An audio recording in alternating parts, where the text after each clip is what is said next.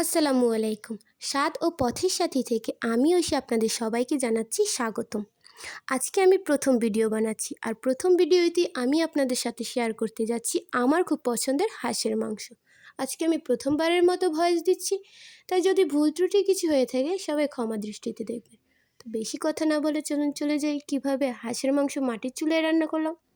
প্রথমে আলুটাকে ভাজা ভাজা করে নিয়েছি, তারপরে পেঁয়াজ কুচি দিয়েছি, তারপরে অনেকক্ষণ নাড়াচাড়া করেছি, একটু বাদামি করেছি। তারপরে জিরা বাটা, রসুন বাটা, আদা বাটা সব কিছু দিয়েছি, এলাচ, দারচিনি, আর একটু একটু করে পানি দিয়ে নাড়াচাড়া করে নিয়েছি। এরপর লবণ দিলাম, হলুদ দিলাম, সামান্য পরিমাণ মরিচটা একটু কম করে ফার্স্টে দিয়েছি, পরে আবার অ্যাড করেছি, কারণ আমরা সবাই একটু ঝালটা বেশিই খাই। এরপর অনেকক্ষণ কষানোর পরে হাঁসের মাংসটা আমরা দিয়ে দিলাম। হাঁসের মাংসটা আগেই আমার ছোটো কাকি গোটা গোটা করে কেটে ধুয়ে রেখেছিল। এরপর ওটা কষা কষা হয়ে গেলে আমরা ভেজে রাখা আলুগুলো দিয়ে পানি দিয়ে দিলাম।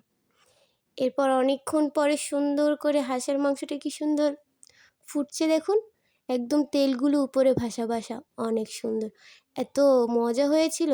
ব্যাস, আমাদের হাঁসের মাংস হয়ে গেল। এই যে দেখুন ফাইনাল লুক। অনেক মজা ছিল। ভালো লাগলে সবাই লাইক এবং সাবস্ক্রাইব করে পাশে থাকবেন। আল্লাহ হাফেজ।